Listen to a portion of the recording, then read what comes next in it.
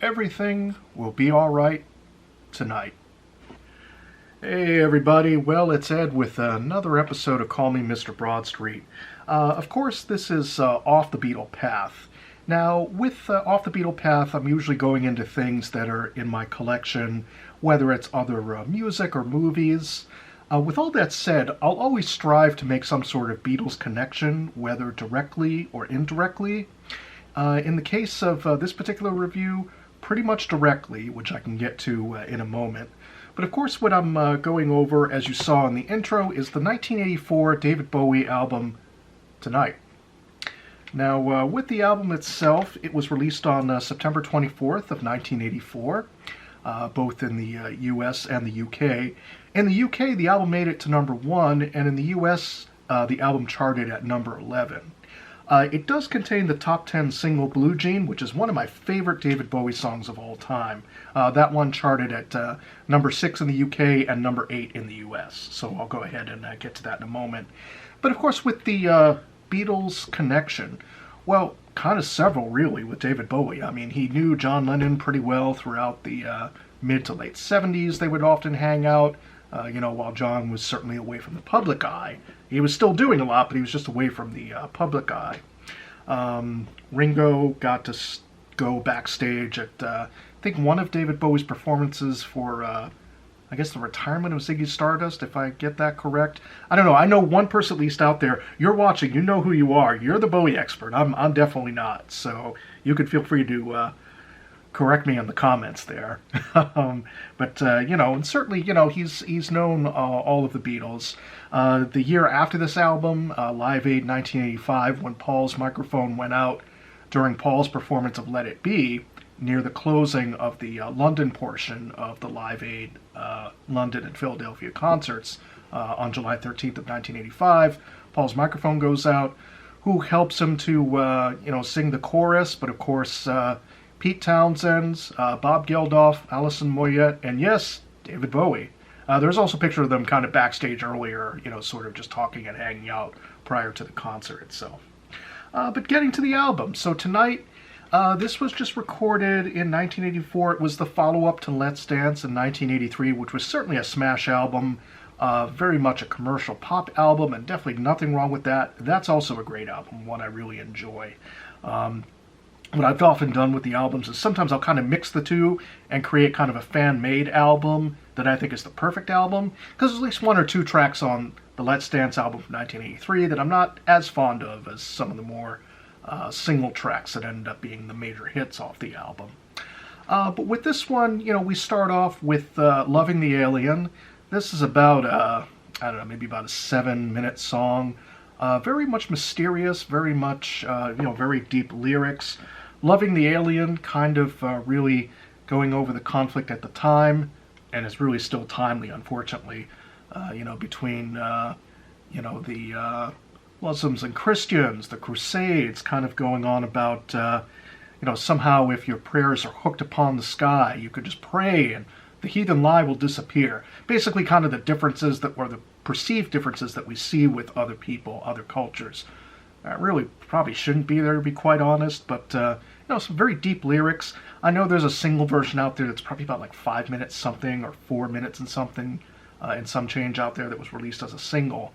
I think it's second or third single from the album itself. So again, kind of very much out of left field. It doesn't sound like anything off of Let's Dance. It quite frankly doesn't really sound like a lot from the rest of the album, which is much more of a pop rock oriented album in and of itself. Next you get Don't Look Down. Kind of a nice little sort of reggae beat to it. Very much the type of song that you could play on an evening overlooking Central Park at night. The lights are glistening. Don't look down, hearing kind of crazy sounds. It's very much, it's just a very atmospheric piece. I've always enjoyed it. I think, again, some really good lyrics to it. And, just with the song itself, I think it really kind of builds up the tempo of the album itself. I can't say the same for the next track. The next track is a cover of God Only Knows. Now, the original 1966 version of God Only Knows by the Beach Boys, absolutely classic song. Without a doubt, without question, really one of the seminal songs out there in all of rock music, in my view. Just absolutely works on every level. This cover does not. Weakest song on the album by far. Now, David Bowie's style when he's singing this, it's kind of like a yelp, yodel. I don't quite know how to describe it unless you've heard it. And again, some people out there, I've heard some comments saying, oh, well, he was kind of doing it tongue-in-cheek, not taking it seriously. Even if so, it's just not my cup of tea. It isn't. It's really, it takes a classic song and it's totally, I don't mind stuff that's out of left field, but it just does not work on any level for me. It's really possibly one of my least favorite songs out there. Really, I think in this case, he probably could have put another original song in there. Certainly even some stuff from the 1987 album, Never Let Me Down, which would, come out as the follow-up to this. I'm sure there's some sort of track similar to that he could have put here as to keep the album momentum going. It kind of sort of stops it in its tracks. It does get a little bit of a rebound by the next track, which is Tonight. Tonight, which is the album title itself, it's a duet with Tina Turner. I know it was recorded, and Tina was having her major comeback during this time period as well, releasing Private Dancer. So, she's just about ready, if not already had that comeback during 1984. They're kind of singing a duet back and forth a bit, and, it really works well. Everything Will Be All Right Tonight, as I said in my intro. Just a really nice, pleasant song back and forth. I think really good vocals by both of them. Again, just a great duet. Of course, duets being kind of, they've always been a thing, but of course kind of a bigger thing, especially in the early 80s to the mid-80s. There's always been all sorts of collaborations. Even the present, you could find collaborations between different artists. But again, just a really pleasant, nice song to listen to, and I think it kind of rebounds the album after the detour of God Only Knows. God only knows why he included that one. But Tonight, very nice track, very pleasant. Next, we get Neighborhood Threat. This is very much an up-tempo rock. You'll see him by your back door, buddy, as some of the lyrics go. It's just very much aggressive, kind of in your face, and it really revs up the adrenaline. This is definitely a rocking song. You could tell that the neighborhood threat being described in that particular song, he doesn't like you too much. He doesn't care if you're driving that Mercedes or whatever. He's just looking at you and saying, yeah, show me what you got. That's very much the feeling I get. We get the next track, Blue Jean. One of my favorite all-time David Bowie songs, bar none. It deserved its top 10 placing. It's said to be inspired kind of by Eddie Cochran. It's just basically sort of a 1950s love song with sorts of, I guess you could say kind of like a 1980s feel to it as well. But, he's just, hey, jazzing for Blue Jean. You know what? He's just singing. He's just belting the song out. When I got to see him, thankfully, in concert in 2004, when he did this particular song, my head almost exploded. I'm like, oh my God, he's doing the song. He's doing the song. This is one of my top 5 Bowie tracks of all time. Without a doubt. I love it. Every time it comes on the radio, maybe it doesn't get much radio airplay anymore, but every time I hear it, every time it's on a compilation, I have to hear it. There is no doubt in my mind, one of his top compositions. It's just a great slice of pop. It's very much in the vein of the Let's Dance album from the previous year. Again, even if he's not in groundbreaking mode, okay, so he's kind of holding on to the audience he has, or the newer audience he made from a very successful pop album. Nothing wrong with that. This track just hits all the right notes. One of my favorite songs, definitely up there. I would consider this a top 10 song of all time among all artists for me, which I may have to do at some point, but just very much, great wailing saxophone. You don't really hear a lot of saxophone anymore in a lot of music, at least not that I've heard in the past 25, 30 years maybe, probably closer to 30 years plus. So we get the next song, which is Tumble and Twirl. Very much Tumble and Twirl, just kind of describing, I think him and Iggy Pop wrote it. I know that there was a couple tracks co-written with Iggy Pop. I think this is one of them. Tumble and Twirl, he's just describing the sights and sounds of, Borneo.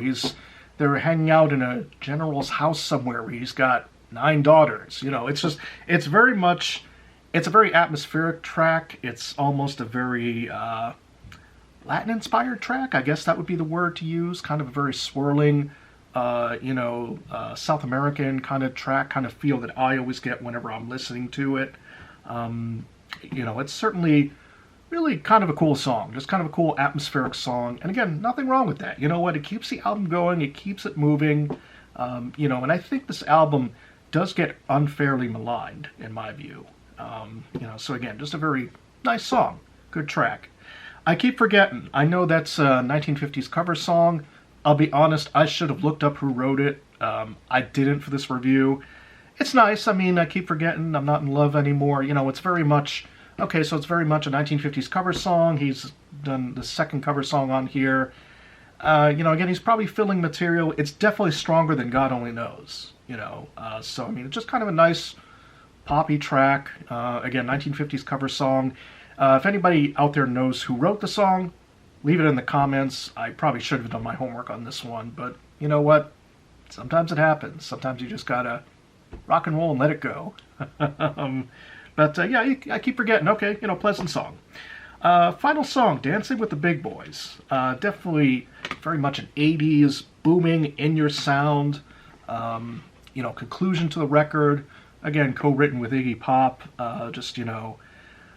Kind of very heavy on the effects. The vocals feel like they're just shooting straight out at you like a 3D movie. But with this album, really a lot of pleasant things with it. I enjoy it.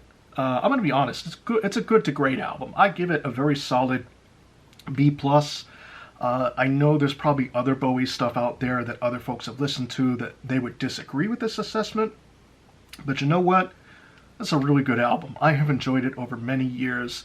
This gets a lot more spins from me than probably other material out there. It's just a really fun album. Again, I don't think you can fault it for following up Let's Dance. Again, he wanted to keep the commercial momentum going. He certainly did in this case. It didn't sell as much as the previous year's album, but you know what? Still sold well enough, made platinum. Certainly, he went out to tour again in 1987 in support of Never Let Me Down, so some of these tracks got onto that particular tour. Some of the stuff from Let's Dance, which he actually did tour behind in 1983. Again, just a really good album, a really good B+, good to great. I would definitely pick this one up. I would say, a lot of critics out there, they may not give it such a good rating. I disagree. I definitely disagree on that. I think just a very fun album. I think, listen to it with an open mind. I think you're going to find a lot of pleasant surprises. Except for God Only Knows. That one, no. He could have erased that one. But certainly, Blue Jean, more than worth the price of admission alone for this particular album. So that's it. That's my thoughts on this one. So I hope you got to enjoy some of the Off the Beatle Path. I'm going to go through some more stuff in the collection, just different things I have. But again, I've made the Beatles connection, of course, and that's just about it. I hope everybody's enjoying middle of the week as this is going up. And, of course, I'll have my next regular review coming up on Saturday. So stay tuned for that, and that's pretty much it. I'll see everybody later. And again, as I said in the intro, everything will be all right tonight. Bye.